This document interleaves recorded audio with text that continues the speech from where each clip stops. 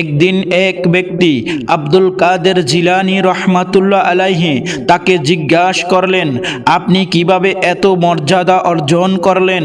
আব্দুল কাদের জিলানী উত্তর দিলেন, আমি কখনোই আল্লাহর আদেশ ভঙ্গ করিনি এবং আল্লাহর উপর পূর্ণ ভরসা রেখেছি।